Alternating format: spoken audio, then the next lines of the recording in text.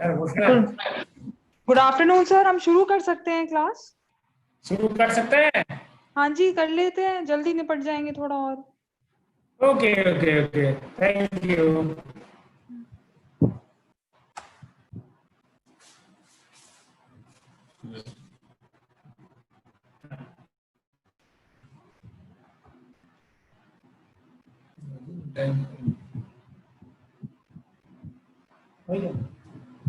हाँ, शुरू करो, ताड़ाताड़ी हो जाए। Hello everyone, my Devashish Pani, training officer, National Skill Training Institute, Kolkata.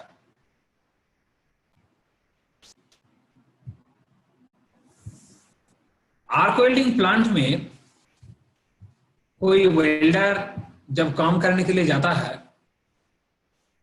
तो शुरू में ही आग जलाकर काम स्टार्ट नहीं करेगा। वेल्डिंग का काम शुरू करने का पहले उनका कुछ महत्वपूर्ण काम है जिसको हम लोग बोलते हैं inspection before welding. Actual welding का काम का पहले कुछ सिलेक्शन का काम है। तो क्या काम है उसमें? न एक आर्क वेल्डिंग करने वाला वेल्डर को सबसे पहले जो करने पड़ेगा वो होता है आइडेंटिफिकेशन ऑफ द मेटल। जो मेटल का ऊपर वो जॉइंट बनाने के लिए जा रहा है वही मेटल का आइडेंटिफिकेशन, ये कौन सा मेटल है,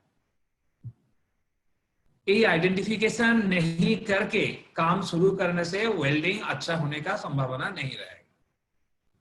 तो पहला जो काम आइडेंटिफिकेशन ऑफ द मटेरियल, उसके लिए कुछ विशेष कौशल है। वही कौशल प्रयोग करके वेल्डर पहचान कर लिया, सोचिए ये मेटल होता है मास्टर। तो अपने का जो स्टॉक ऑफ नॉलेज है मटेरियल का बारे में, उससे उनको पता कर लेने पड़ेगा ये सिलेक्टेड मटेरियल जो एमएस है उसका वेल्डिंग फीचर क्या क्या है। मतलब वेल्डिंग करते समय सुविधा असुविधाओं ये सब देखकर उसको कहां पर क्या होशियार होने पड़ेगा, कहां पर क्या व्यवस्था लेने पड़ेगा। नेक्स्ट उनका काम होता है सिलेक्शन ऑफ वेल्डिंग मशीन। तो वो तो आर्क वेल्डिंग करने के लिए जा रहा है। तो आर्क वेल्डिंग प्रोसेस का सबसे प्रचलित होता है मैनुअल मेटालिक आर्क वेल्डिंग और एमएमएडब्ल्यू। तो एमएमएडब्ल्यू प्रोसेस में मशीन हो सकता है आइदर एसी टाइप का और डीसी टाइप का, हम लोग को जानकारी है।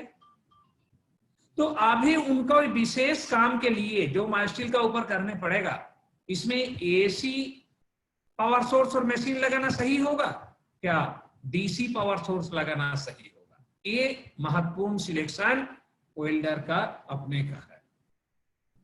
तो उसके लिए भी कुछ कौशल है। मेटल आइडेंटिफिकेशन करने का बाद मेटल का थिकनेस देखने पड़ेगा। मेटल का थिकनेस जानकारी करने का बाद कौन पोजीशन में वेल्डिंग होगा, कौन प्रकार जॉइंट होगा, ये सब देख लेने का बाद उसको आने पड़ेगा selection of the welding machine. तो इस सिलेक्शन ऑफ वेल्डिंग मशीन जो आता है तो एसी टाइप का अच्छा होगा कि डीसी टाइप का अच्छा होगा, वो डिपेंड कर गया जो सब चीज का ऊपर वो होता है कौन प्रकार जॉइंट, कौन पोजीशन, और इसके बाद कितने खर्चा करने चाहते हो, कितने क्वालिटी बनाना चाहते हो, यही सब का ऊपर डिपेंड करके सिलेक्शन करना पड़ेगा। लेकिन इसके साथ जिसका जरूरत पड़ेगा वो होता है एसी और डीसी दोनों प्रकार वेल्डिंग मशीन का लाभ और हानि का बारे में उनका प्रॉपर आइडिया। लाभ मतलब एडवांटेजेस, हानि मतलब डिसएडवांटेजेस। तो एसी वेल्डिंग मशीन और डीसी वेल्डिंग मशीन, ये दोनों प्रकार मशीन का एडवांटेजेस और डिसएडवांटेजेस का बारे में वेल्डर का संपूर्ण नॉलेज रहेगा तो ये सिलेक्शन ऑफ वेल्डिंग मशीन का काम में उसका पूरा मात्रा में मदद मिलेगा वेल्डर को, जिसके द्वारा प्रॉपर सिलेक्शन होना संभव होगा। तो आइए आज हम लोग एमएमएडब्ल्यू प्रोसेस में उपयोग होने वाला एसी वेल्डिंग मशीन और डीसी वेल्डिंग मशीन, ये दोनों प्रकार मशीन का एडवांटेज और डिसएडवांटेज के बारे में कुछ चर्चा करेंगे। तो आज हम लोग का डिस्कशन का टॉपिक है advantages and disadvantages of AC and DC welding machine. तो पहले हम लोग आएंगे एसी वेल्डिंग मशीन का एडवांटेज का बारे में। Advantages of AC welding machine. AC welding machine को हमेशा हम लोग बोलते हैं एसी वेल्डिंग ट्रांसफार्मर। तो एसी वेल्डिंग ट्रांसफार्मर का सबसे बड़ा लाभ होता है और पहला लाभ होता है कि लेस इनिशियल कॉस्ट। जितने प्रकार एमएमएडब्ल्यू मशीन होता है, सबसे कम खर्चा का, सबसे सस्ता का मशीन होता है एसी वेल्डिंग ट्रांसफार्मर और एसी वेल्डिंग मशीन। समझ गए? Second point, less maintenance cost. यही प्रकार मशीन हम लोग वर्कशॉप में रखेंगे तो इसका मेंटेनेंस का ज्यादा खर्चा नहीं पड़ता है। क्यों? इसका अंदर में घूमने वाला कोई पार्ट्स नहीं है, इसीलिए इसमें डिस्टरबेंस हमेशा आता ही नहीं। तीसरे लाभ, free from arc blow. Arc blow a great hindrance to the welder. Welder अपने कौशल प्रयोग करके सब कुछ बढ़िया से कर रहा है, जैसे हाई क्वालिटी जॉइंट बनेगा, लेकिन कुछ इलेक्ट्रिकल डिस्टरबेंस के कारण उनका इतना प्रयास थोड़ा सा समय के लिए गड़बड़ हो जा सकता है, मतलब क्वालिटी पूरा बर्बाद हो जा सकता है, जिसमें वेल्डर का कोई दोष नहीं रहता है। इसको हम लोग आर्क ब्लो नाम पर जानते हैं। ये आर्क ब्लो का समस्या एसी वेल्डिंग मशीन में आता ही नहीं, इसीलिए ये एक बहुत बड़ा लाभ है एसी वेल्डिंग। ये छोड़कर नेक्स्ट लाभ हो सकता है नो नॉइज। आवाज का समस्या इतने ज्यादा नहीं है। Then number 5, higher working efficiency. Production work में टाइम एक महत्वपूर्ण बात है। जितने कम टाइम के अंदर में कर सकते हैं, खर्चा उतना कम पड़ेगा।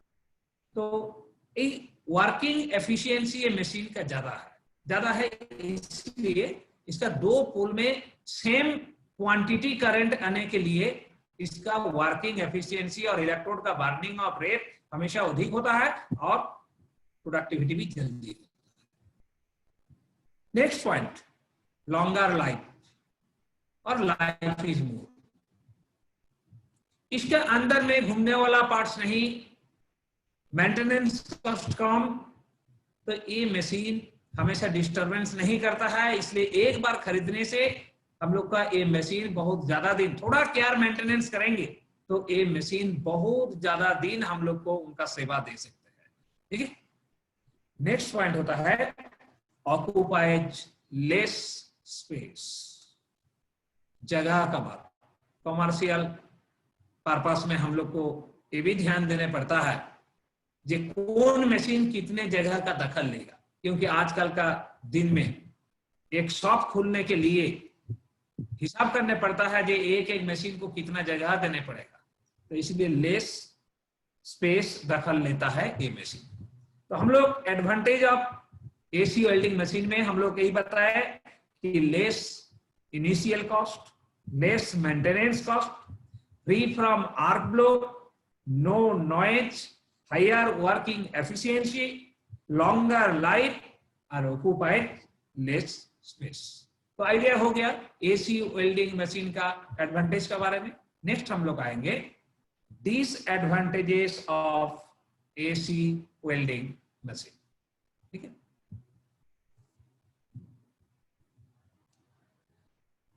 मतलब एसी वेल्डिंग मशीन को कौन कौन जगह में हम लोग उपयोग कर नहीं पाएंगे, मतलब कहां पर इसका लिमिटेशन है। एक number, no advantage of polarity. Polarity जिसका मतलब वेल्डिंग मशीन का दो पोल का बीच में हीट का असमान बंटवारा। बढ़िया वेल्डिंग करने के लिए और different type of metal welding करने के लिए ये जरूरी पड़ता है वेल्डर को। ये रहने से साथ में सभी धातुओं को थोड़ा बढ़िया से वेल्डिंग करना संभव होगा। लेकिन एसी वेल्डिंग मशीन में ये विशेषता उपलब्ध नहीं है। मतलब जिस मेटल को वेल्डिंग करने के लिए पोलैरिटी जरूरी है, वो मेटल हम लोग एसी वेल्डिंग मशीन के द्वारा वेल्डिंग कर नहीं पाएंगे।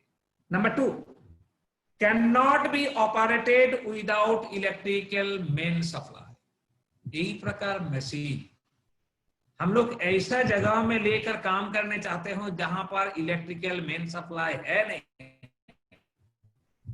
तो एसी वेल्डिंग मशीन वहां पर काम नहीं कर सकते। तो इसमें भी ध्यान देना पड़ेगा, इलेक्ट्रिक सप्लाई है नहीं ऐसा जगह में एसी वेल्डिंग मशीन कभी काम के लिए पसंद नहीं करना है। Positional welding is not easy. Positional welding मतलब डाउन हैंड छोड़कर आधार 3 जो recognized position, that is horizontal, vertical और ओवरहेड, ये सब पोजीशन में हम लोग को कोई जॉइंट बनाने पड़ेगा, तो एसी वेल्डिंग मशीन का कुछ मदद नहीं मिलता है। इसका पीछे एक्चुअली कारण है पोलैरिटी सिस्टम है नहीं, इसीलिए पोजिशनल वेल्डिंग में ये मशीन इतने अच्छा काम नहीं कर सकता है। Next, not suitable for welding of non ferrous metals. Non ferrous metal का वेल्डिंग में ये मशीन उपयुक्त नहीं है। इसके पीछे भी वही बात है, नॉन फेरस मेटल वेल्डिंग करने के लिए हमेशा पोलैरिटी सिस्टम का जरूरत पड़ता है, लेकिन पोलैरिटी सिस्टम में मशीन में उपलब्ध है नहीं, इसीलिए नॉन फेरस मेटल भी यही मशीन के द्वारा, यही मशीन मतलब एसी वेल्डिंग मशीन के द्वारा क्वालिटी पूर्वक वेल्डिंग करना संभव नहीं होता। Then not suitable for bare wire electrode. आजकल के दिन में बेयर वायर इलेक्ट्रोड एमएमएडब्ल्यू में हमेशा उपयोग होता नहीं, लेकिन विशेष कोई परिस्थिति में कोटेड इलेक्ट्रोड नहीं मिला, कोई वेल्डिंग बेयर वायर इलेक्ट्रोड के द्वारा करने पड़ेगा, तो एसी वेल्डिंग मशीन को सिलेक्शन नहीं करना है, क्योंकि बेयर वायर इलेक्ट्रोड के द्वारा इसमें आर्क पैदा करना और मेंटेन करना संभव नहीं होता। Next, not suitable for fine current setting in welding special job. कोई विशेष जॉब है, आइदर वेरी थिनर और बहुत छोटा, तो ऐसा जॉब को वेल्डिंग करते समय करंट कंट्रोल करना बहुत जरूरी है। तो यही करंट कंट्रोल में कभी कभी ऐसा हो सकता है कि 1-2 एम्पियर कम और ज्यादा करने का जरूरत पड़ेगा, जिसको हम लोग फाइन करंट सेटिंग कहेंगे। 1-2-3 एम्पियर कम ज्यादा करने का व्यवस्था एसी वेल्डिंग मशीन का करंट रेगुलेटर पर संभवपर नहीं है। इसका करंट रेगुलेटर सिस्टम ऐसा है जो इसमें फाइन करंट सेट करना बिल्कुल संभव नहीं है। तो इसलिए ऐसा मेटल हम लोग को वेल्डिंग करने पड़ेगा जो मेटल के लिए फाइन करंट सेटिंग जरूरी है, तो जरूर हम लोग एसी मशीन को पसंद नहीं करेंगे। Not easy to strike and maintain a stable arc. AC welding machine के द्वारा जो आर्क बनाया जाता है और आर्क उपयोग करके वेल्डिंग किया जाता है, वो आर्क का स्ट्राइकिंग और एस्टेब्लिशिंग ऑफ आर्क और उसके साथ साथ मेंटेनिंग द आर्क, ये दोनों इतना बढ़िया से नहीं होता है जितना डीसी वेल्डिंग मशीन के द्वारा संभव है। मतलब आर्क का स्टेबिलिटी एसी वेल्डिंग मशीन में कम ही रहता है। तो disadvantages of AC welding machine में हम लोग कहें ये no advantage of polarity, then जहां पर इलेक्ट्रिक सप्लाई है नहीं वहां पर मशीन काम करेगा नहीं, पोजिशनल वेल्डिंग संभव नहीं होता है, नॉन फेरस मेटल वेल्डिंग में कोई मदद नहीं मिलता है, बेयर वायर इलेक्ट्रोड इसके द्वारा वेल्डिंग यूज करना संभव नहीं होता है, और फाइन करंट सेटिंग भी ए मशीन में संभव नहीं है, और आर्क बनाना और चलाना ये दोनों इतना बढ़िया नहीं होता है जितना डीसी मशीन में होता है। तो हो गया हम लोग का एसी वेल्डिंग मशीन का एडवांटेज और डिसएडवांटेज। अभी हम लोग देखेंगे दूसरे प्रकार, मतलब डीसी वेल्डिंग मशीन का लाभ के बारे में, मतलब advantages of DC welding machine.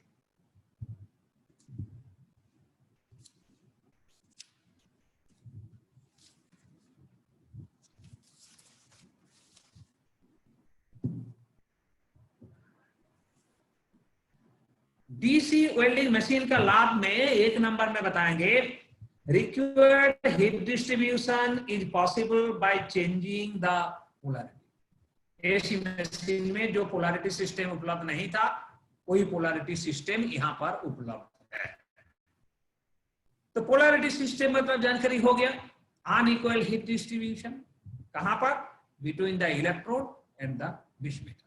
तो ये सुविधाओं को लेकर हम लोग बहुत सारे लाभ हम लोग उठा सकते हैं, और एसी मशीन में जो संभवपर नहीं हो रहा था वो डीसी वेल्डिंग मशीन के द्वारा संभव हो जाए। Number 2, it can be used successfully to weld both ferrous and non-ferrous metal। Polarity system उपलब्ध होने के कारण फेरस मेटल तो वेल्डिंग होगा ही, नॉन फेरस मेटल को भी हम लोग सक्सेसफुली ये प्रोसेस में वेल्डिंग कर देंगे। मतलब पोलैरिटी का सुविधा इसमें पूरा मात्रा में मदद देगा, और वही मदद लेकर हम लोग नॉन फेरस मेटल को भी बहुत क्वालिटी से वेल्डिंग कर सकते हैं। और फेरस मेटल तो एसी में जितना हो रहा था उससे भी बढ़िया होगा। Next point, bare wire electrode can be used.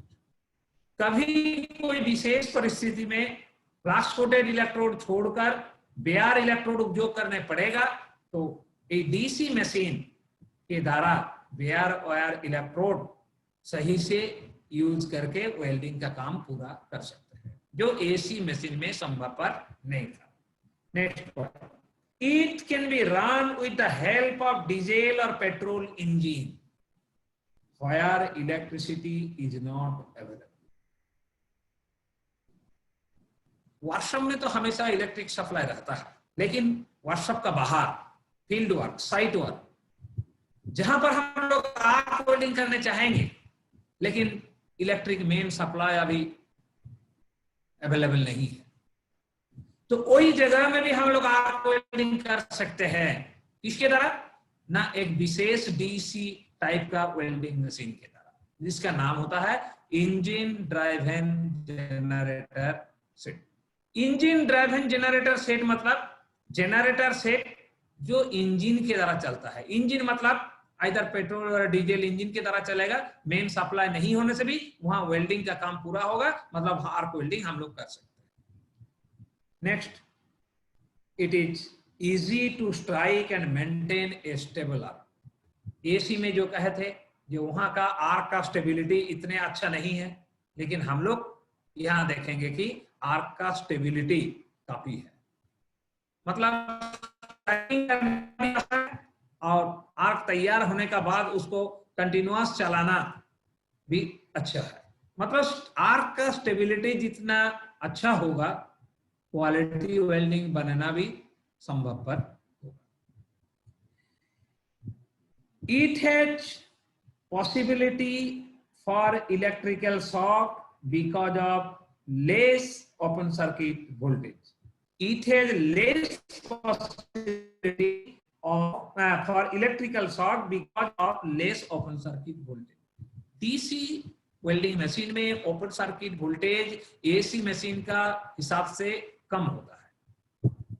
AC machine में ओपन सर्किट वोल्टेज हमेशा 62, 100 और 110 वोल्ट रहता है, लेकिन डीसी मशीन में ओपन सर्किट वोल्टेज 40 से 60 के अंदर।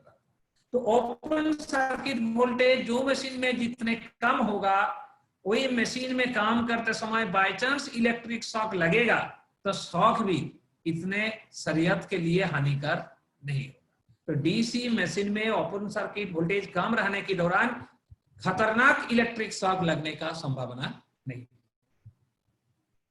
Positional welding is easy due to polarity. यहाँ पोलैरिटी का सुविधा है, इसीलिए पोजिशनल वेल्डिंग मतलब हॉरिजॉन्टल, वर्टिकल और ओवरहेड पोजीशन में वेल्डिंग एसी वेल्डिंग मशीन का हिसाब से बेटर होता है, ठीक है, क्योंकि पोलैरिटी सिस्टम यहां मदद करेगा। पोजिशनल वेल्डिंग, इसमें एक बात है, पोजिशनल वेल्डिंग में पोलैरिटी सिस्टम कैसे मदद करता है? पोजिशनल वेल्डिंग में मतलब हॉरिजॉन्टल, वर्टिकल, ओवरहेड पोजीशन में जब हम लोग वेल्डिंग करते हैं तब कुछ रुकावट, कौन सा रुकावट? ग्रेविटेशनल फोर्स काम करता है वेल्डर जो काम करने चाहता हो उसका अगेंस्ट। मतलब वेल्डर जब मेटल डिपॉजिट है इलेक्ट्रोड से बेस मेटल में, तो आर्क लेंथ होकर जब वेल्ड मेटल पास करेगा, ग्रेविटी फोर्स नीचे तरफ खींचकर सही जगह में वेल्ड मेटल को पहुंचने नहीं देगा, रुकावट प्रयोग करता है। लेकिन पोजिशनल वेल्डिंग में मदद मिलेगा पोलैरिटी को, तो एक कुछ मात्रा में कंट्रोल हो जाएगा। मतलब ग्रेविटी फोर्स का जो हानिकर प्रभाव उसको कुछ मात्रा में कंट्रोल करना संभव होता है। कैसे? ना पोलैरिटी सिस्टम उपलब्ध रहने के कारण जॉब में नेगेटिव कनेक्शन दिया जाएगा, मतलब वहां पर 1/3 करंट आएगा, फ्यूजन जोन छोटा होगा, फ्यूजन जोन छोटा होने से ग्रेविटी फोर्स वहां पर कम काम करेगा, मतलब मेटल सैगिंग होने का संभावना कम रहेगा। ऐसा करके पोजिशनल वेल्डिंग में मदद मिलता है डीसी मशीन का। मतलब डीसी मशीन का पोलैरिटी मदद। Remote control of current adjustment is possible. आजकल का जो मॉडर्न वेल्डिंग मशीन तैयार हो रहा है उसमें डीसी वेल्डिंग मशीन मतलब वहां रिमोट कंट्रोल सिस्टम रहता है, मतलब दूर से रिमोट के द्वारा करंट एडजस्ट करना संभव होता है। ये भी एक प्रकार लाभ है डीसी मशीन का। तो डीसी मशीन का लाभ में हम लोग बोले पोलैरिटी सिस्टम इसमें अवेलेबल है। नेक्स्ट हम लोग देखें कि नॉन फेरस मेटल और फेरस मेटल दोनों ही सफलतापूर्वक वेल्डिंग होगा। बेयर वायर इलेक्ट्रोड को उपयोग कर सकते हैं, जहां इलेक्ट्रिक सप्लाई है नहीं वहां भी हम लोग आर्क वेल्डिंग कर सकते हैं इंजन ड्राइवन जनरेटर सेट के द्वारा। और आर्क स्ट्राइकिंग और मेंटेनिंग दोनों ही बेटर होता है यही प्रकार मशीन में, और इलेक्ट्रिक शॉक लगने से भी ज्यादा खतरा नहीं होता है। पोजिशनल वेल्डिंग में कुछ लाभ मिलता है और रिमोट कंट्रोल करंट एडजस्टमेंट इसमें संभव है। ये हो गया advantages of DC welding machine. Next हम लोग आएंगे disadvantages of DC welding machine. मतलब डीसी वेल्डिंग मशीन हम लोग देख रहे हैं काफी लाभ है, मेनली पोलैरिटी सिस्टम की कारण, लेकिन इतने लाभ का साथ कुछ जगह में ये थोड़ा समस्या बनाता है और उसको उपयोग करना इतने अच्छा। तो कौन कौन जगह है? It has a higher initial cost. हाँ, काम तो जरूर कुछ अच्छा मिलेगा एसी से भी, लेकिन खर्चा अधिक करने पड़ेगा, मतलब मशीन खरीदने के लिए। It has a higher maintenance cost. ये मशीन का अंदर में बहुत सारे घूमने वाला पार्ट्स है, जैसे आर्मेचर, कम्यूटेटर, शाफ्ट, तो ये सब घूमने वाला पार्ट्स रहने के कारण ये हमेशा डिस्टर्ब करता है। आज ये कनेक्शन कट गया, कल वहां पर डिस्टरबेंस हो गया, थोड़ा मेंटेनेंस जरूरी है, तो यही सब कारण के लिए इसका मेंटेनेंस खर्चा अधिक है। Next, it has a lower working efficiency. हम लोग एसी मशीन में दो पोल में बराबर करंट निकलने के कारण हाई वर्किंग एफिशिएंसी था, लेकिन यहाँ पर ये पोलैरिटी सिस्टम एक साइड में 1/3 उपलब्ध होगा तो दूसरे साइड में 2/3 होगा, तो इसलिए वर्किंग एफिशिएंसी यहाँ पर कुछ कम हो जाता है, लेकिन क्वालिटी होता है। Next, trouble of arc blow may appear during welding. Arc blow का समस्या ये हमेशा यहाँ पर आता है और इसको कंट्रोल करना भी बहुत मुश्किल होता है। तो ये तो बहुत खराब बात है। सब कुछ क्वालिटी करने के लिए चाहते हैं, सब कुछ क्वालिटी लगाए हैं, वेल्डर भी बहुत क्वालिटी वाला है, लेकिन इलेक्ट्रिकल डिस्टरबेंस ऐसा आता है जिसको आर्क ब्लो बोलते हैं, उसके लिए कुछ जगह में वेल्डिंग पूरा डिस्टर्ब हो जाए। ठीक है, ये एक बहुत बड़ा डिसएडवांटेज है डीसी वेल्डिंग मशीन का। Next, it occupies more space. AC machine का हिसाब से डीसी मशीन का आकृति थोड़ा बड़ा होता है, इसीलिए जगह का दखल ज्यादा लेता है। It had noisy operation during welding. जितने प्रकार manual metallic arc welding machine है, सबसे ज्यादा आवाज और डिस्टरबेंस करने वाला मशीन होता है डीसी वेल्डिंग जनरेटर। तो यही प्रकार मशीन का एक समस्या है कि noisy problem. Life time is comparatively shorter. AC machine का साथ कंपेयर करने से डीसी मशीन का जो टाइम मतलब लाइफ टाइम, ज्यादा दिन बढ़िया से काम नहीं कर सकता है एसी मशीन का। क्यों? वो जो अंदर में इतना घूमने वाला पार्ट है, वो काम करते करते बहुत जल्दी खत्म हो जाता है, नष्ट हो जाता है। ठीक है, तो इसीलिए life time is comparatively shorter. AC machine का साथ कंपेयर करने से इसका लाइफ टाइम कम ही होता है। तो ये होता है डीसी वेल्डिंग मशीन का डिसएडवांटेज। तो हम लोग एसी वेल्डिंग मशीन का लाभ और हानि, एडवांटेज एंड डिसएडवांटेज, और डीसी वेल्डिंग मशीन का लाभ और हानि के बारे में चर्चा कर ली। अभी हम लोग लास्ट में ऐसा पूछेंगे कि बताइए तो ये एसी वेल्डिंग मशीन और डीसी वेल्डिंग मशीन का बीच में डिफरेंस क्या मिल रहा है? एसी वेल्डिंग मशीन और डीसी वेल्डिंग मशीन में बीच में कुछ डिफरेंस जरूर आ रहा है।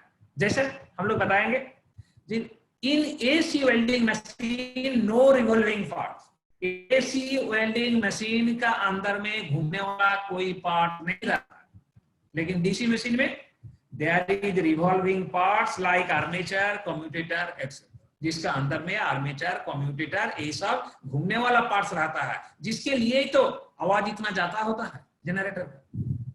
ठीक है, ये साउंड प्रॉब्लम जो होता है ये घूमने वाला पार्ट्स की दौरान, उसका जो लाइफ टाइम ज्यादा नहीं होता है ये घूमने वाला पार्ट्स की दौरान। Next, less initial cost of AC welding machine, ये तो जानकारी हुआ हम लोग। और डीसी वेल्डिंग मशीन का हायर इनिशियल कॉस्ट। और एक पॉइंट बताएंगे, ऑक्यूपाइज लेस स्पेस। कौन?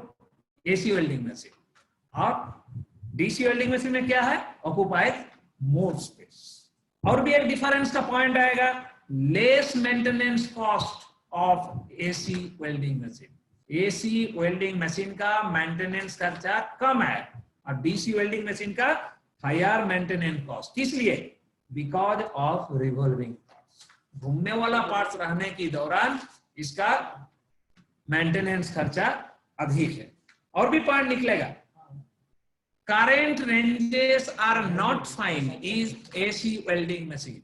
AC welding machine में fine current setting करना संभव नहीं है, लेकिन DC मशीन में current ranges are very fine। हम लोग 1-2 एम्पियर सेट करने चाहते हो तो DC welding machine बहुत बढ़िया है। Then next point, heat distribution is same on both pole। AC welding machine का जो 2 टर्मिनल और पोल है, ये दोनों टर्मिनल और पोल में बराबर करंट उपलब्ध होता है, मतलब 50-50। ठीक है, तो इसीलिए ए मशीन में पोल चेंज करके भी कोई लाभ नहीं मिलता है। इसीलिए तो हम लोग बोलते हैं no advantage of polarity in AC welding machine. और heat distribution is different in both the poles of DC welding machine. DC welding machine में जो 2 पोल रहता है, एक पॉजिटिव पोल एक नेगेटिव पोल, इसमें अलग अलग करंट उपलब्ध होता है। पॉजिटिव मतलब 2/3 करंट और नेगेटिव मतलब 1/3 करंट। परसेंटेज के हिसाब में 66.66% in positive terminal and 33.33% in negative terminal. Next point, bare electrode can not be used in AC welding machine. सही बात है, bare electrode can be used in DC welding machine.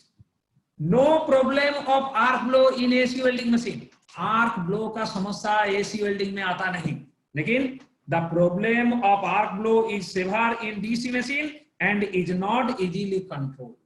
DC welding machine में arc blow का बहुत बड़ा समस्या है और इसको कंट्रोल करना भी बिल्कुल आसान नहीं है। Then generally ferrous metals are successfully welded in AC machine। AC welding machine के द्वारा हमेशा फेरस मेटल को ही सफलतापूर्वक वेल्डिंग किया जाता है। But both ferrous and non-ferrous metals can be successfully welded by DC। DC welding machine के द्वारा फेरस और नॉन फेरस दोनों प्रकार, ऐसा कि एलॉय को भी हम लोग सफलतापूर्वक वेल्डिंग कर सकते हैं। Then arc is not more stable in AC welding machine. AC welding machine में arc का है और the arc is more stable in DC welding machine. DC welding machine के द्वारा जो आर्क प्राप्त होता है उसमें आर्क का स्टेबिलिटी अधिक रहता है। तो ये डिफरेंस के द्वारा हम लोग एडवांटेज या डिसएडवांटेज को एक बार रिवीजन कर लिए तो जरूर advantage and disadvantage of AC and DC welding machine के बारे में आप लोग का थोड़ा बढ़िया नॉलेज प्राप्त हो गया। आइए हम कुछ असाइनमेंट बनाए हैं, ये असाइनमेंट को थोड़ा ध्यान दीजिए। तो जो बात हम लोग अभी डिस्कशन किए इसका ऊपर डिपेंड करके ये असाइनमेंट का आंसर देने का कोशिश कीजिए।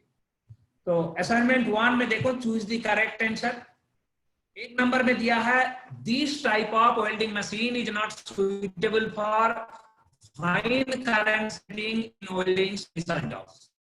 समझ गए इसका मतलब?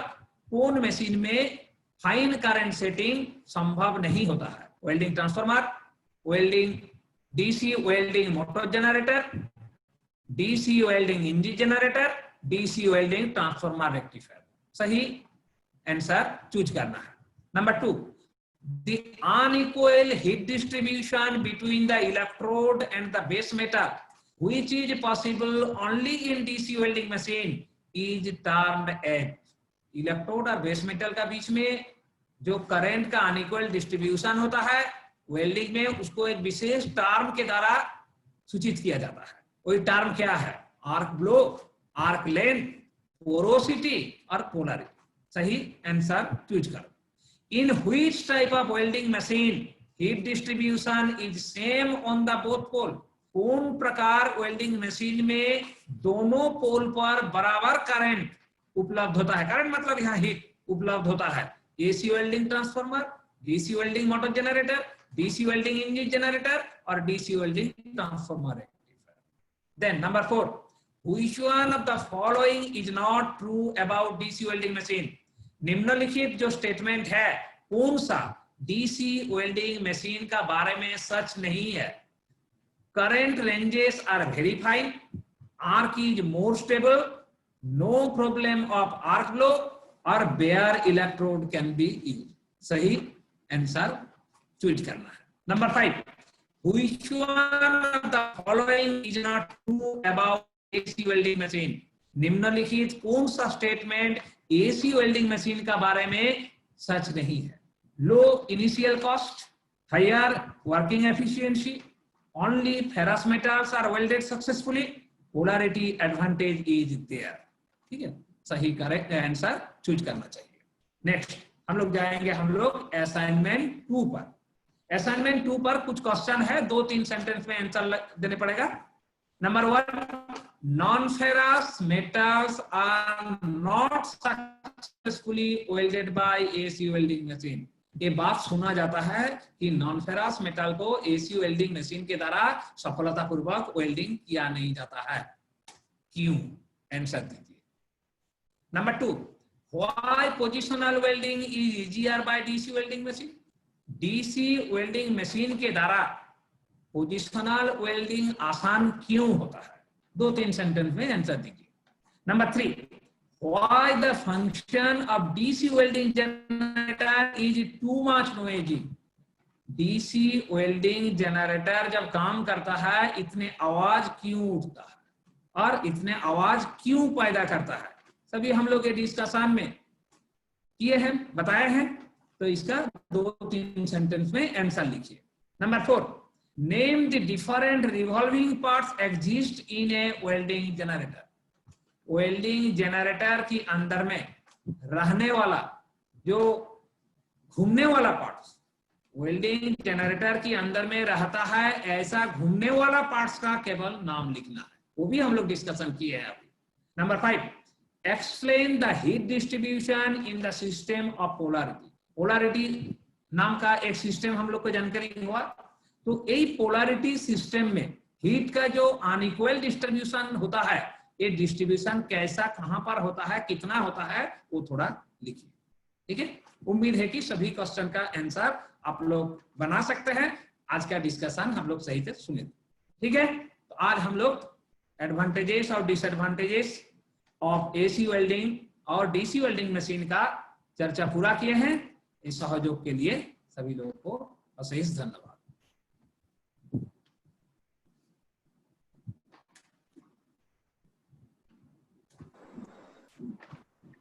Okay, thank you, sir.